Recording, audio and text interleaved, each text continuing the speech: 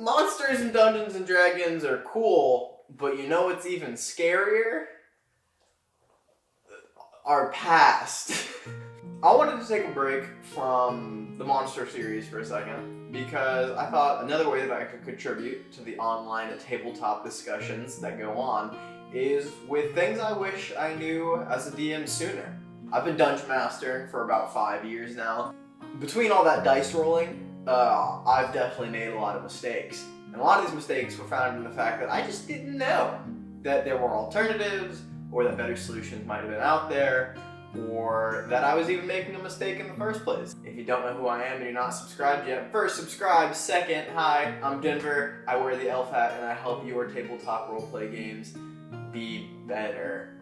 With no more long-winded introductions, let's get right into the list. These are in no specific order, and like I said, they are the culmination of things that I have messed up at some point as a dungeon master. And they're how I fix that problem now. So if you find yourself making the same problem, feel free to steal my solution. First things first, coming in with a hot take. Dungeon masters, you don't need to know it all.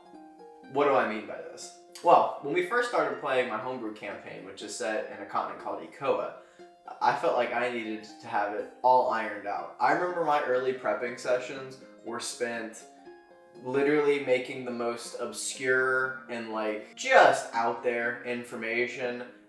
The party was in the southeastern section of the southeastern section of the map, and I was worried about the goings on of these northwestern frozen elven cities. Why? Hours spent on it. They were just trying to run from some assassins. The political situation in the Northeast is just of no interest. They have no way at low levels to interact with it. They can't get there instantly. It has no ramifications to what's immediately going on. I could have been prepping the combat encounters that they knew were gonna happen and I knew were gonna happen. I didn't. I don't know why. I wish I did, because man, did those encounters not go well. So you don't need to know it all. I prepped all that and I founded all that because I felt like, as a dungeon master, if any question in-game were feasibly asked, I would have to have an answer to it. Little did I know, a solution could just look like this. Clutched in the corpse's hand, you find an elven sword. Its elegant make seems to suggest that it's from one of the northern smiths. My character's actually seen an elf before, so can I roll to identify which exact elven smith made this blade and which exact northern elven city he was from 800 years ago? Or she or they? Make a history check. -2 is a total of 4. No. Damn. Second on my list, the world can have limits. What does this mean? Well, when I was initially making the continent of Ecoa, I'll get a map of it somewhere around here.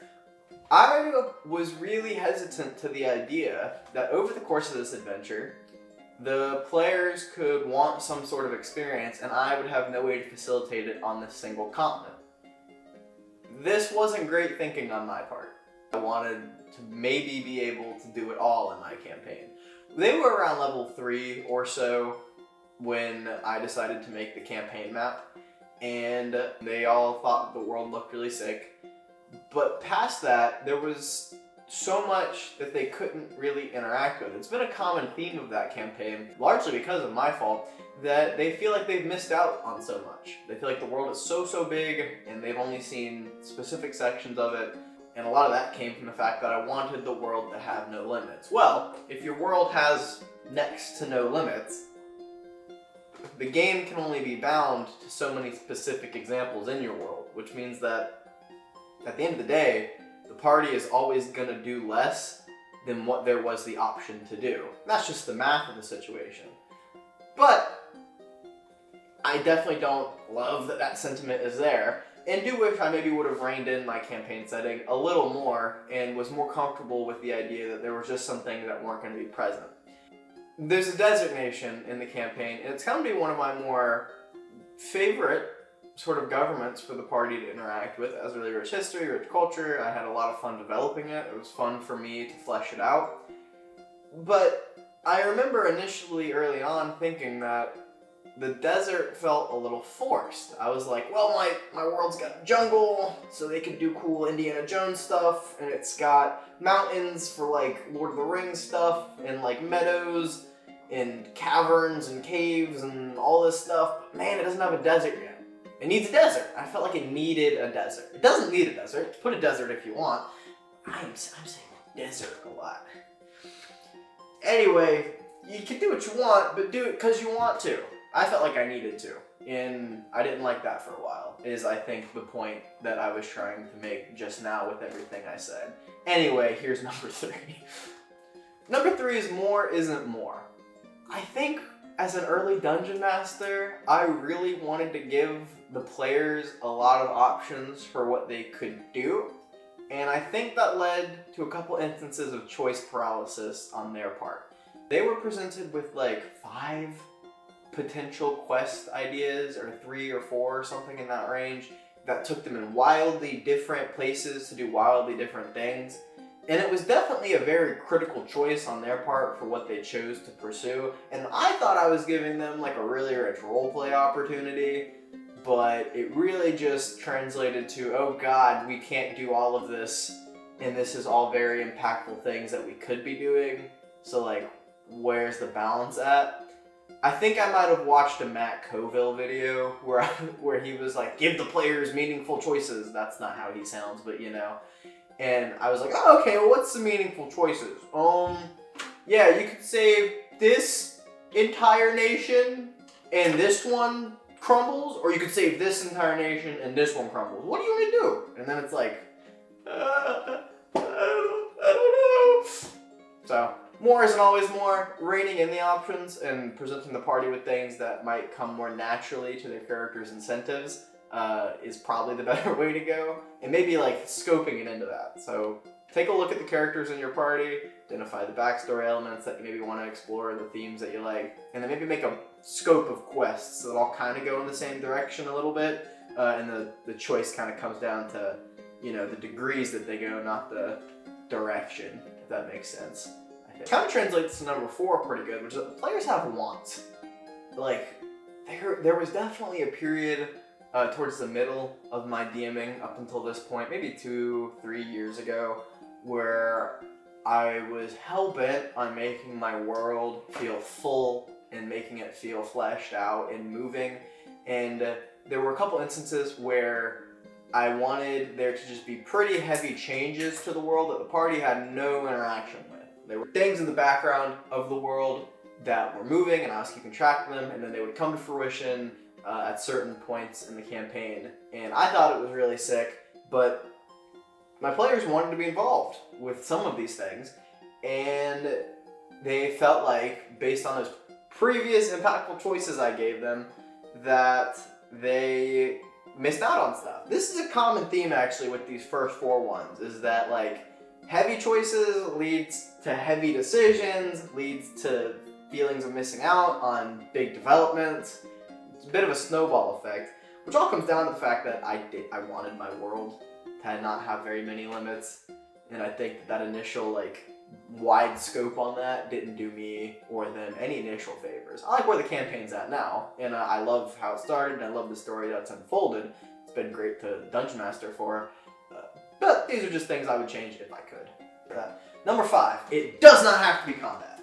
This one, when my tiny little Dungeon Master brain finally figured this out, it unlocked so much stuff. Dungeon Masters, look at me. Look at me. Listen to me, okay?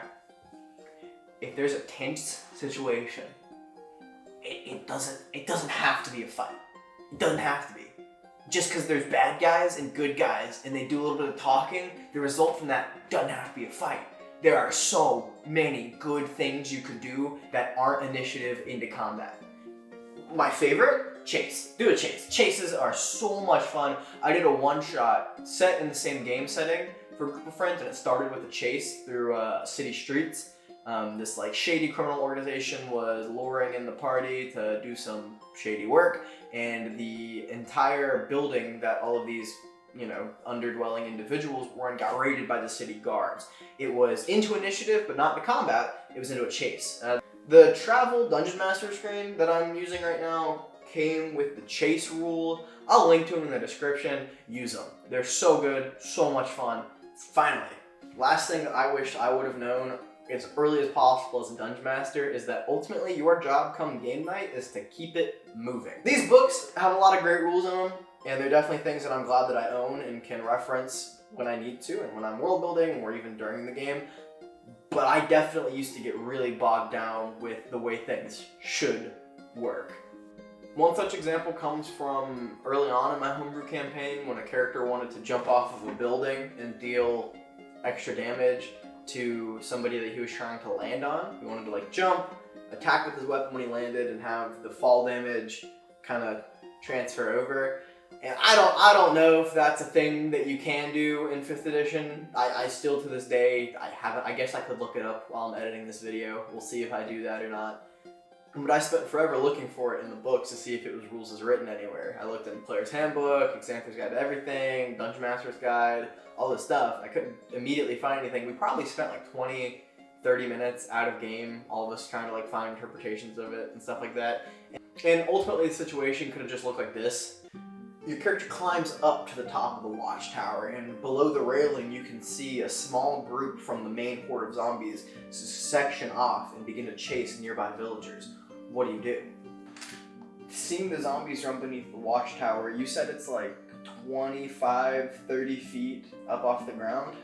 I'll draw my second short sword, put my boot up on the railing, and I'm gonna jump and try and land on one of the zombies, steal some extra damage. Can I do that?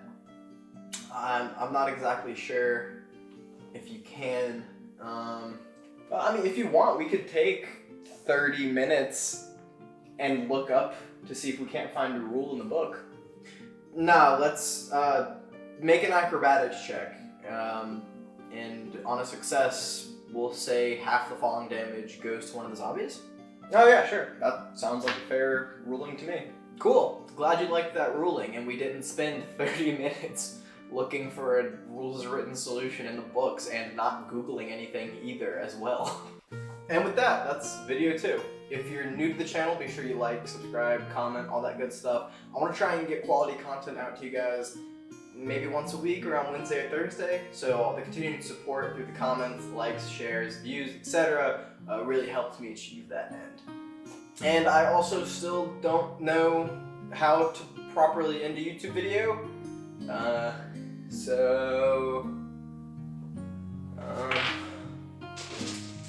We'll just stealth check.